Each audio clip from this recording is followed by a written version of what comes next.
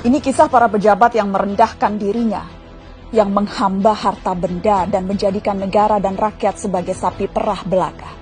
Saat kita semua menahan diri untuk melakukan ini dan itu, yalah beberapa politikus dan pejabat kita malah tetap bernafsu untuk nodong sana-sini, ngutil sana-sini. Saat kita semua mencoba bertahan di tengah badai, jungkir balik melanjutkan hidup saat semuanya begitu sulit, para politikus dan pejabat juga tetap berakrobat dengan anggaran. Entah berapa ratus ribu orang yang sudah di PHK, yang usahanya bangkrut, yang penghasilannya merosot. Tapi itu tak mengurangi nafsu para pejabat rakus yang tidak punya harga diri. Menteri Kelautan dan Perikanan bersama beberapa staf khusus dan pejabat kementerian meminta cashback dari setiap benih lobster yang diekspor. Mereka memakai uangnya untuk berbelanja barang-barang mewah persis ketika kebanyakan dari kita sedang mati-matian bertahan memenuhi kebutuhan-kebutuhan pokok. Saat banyak orang kelimpungan mencari ruangan perawatan karena kamar-kamar rumah sakit sudah sesak dengan pasien COVID, Wali Kota Cimahi malah memperjualbelikan izin pembangunan rumah sakit.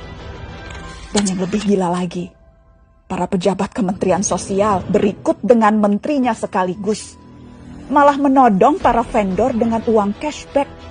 Mereka meminta Rp10.000 dari setiap paket bantuan sosial. Paket senilai Rp300.000 untuk meringankan beban hidup rakyat. Tega-teganya dipotong untuk dinikmati sendiri. Dan itu dilakukan oleh mereka yang disumpah untuk membantu rakyat bisa bernapas lebih mudah di tengah himpitan hidup. Inilah arti kebejatan yang sesungguhnya. Ampun ya Allah. Sejak awal, dana triliunan rupiah yang digelontorkan dalam bentuk bantuan sosial memang rentan diselewengkan. Sudah banyak yang memprediksi potensi ini.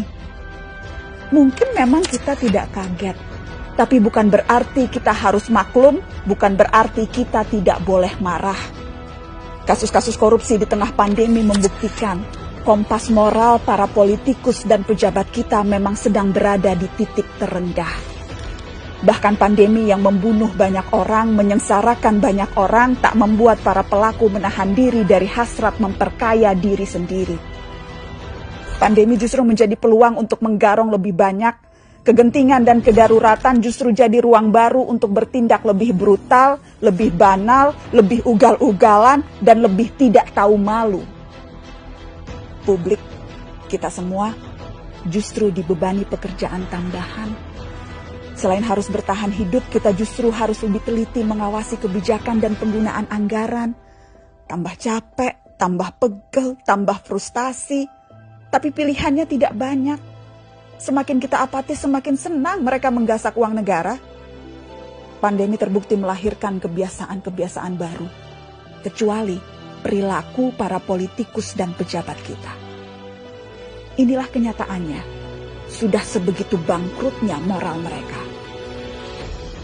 Memang kita tidak kaget, tapi sangat wajar dan sangat pantas untuk kita marah.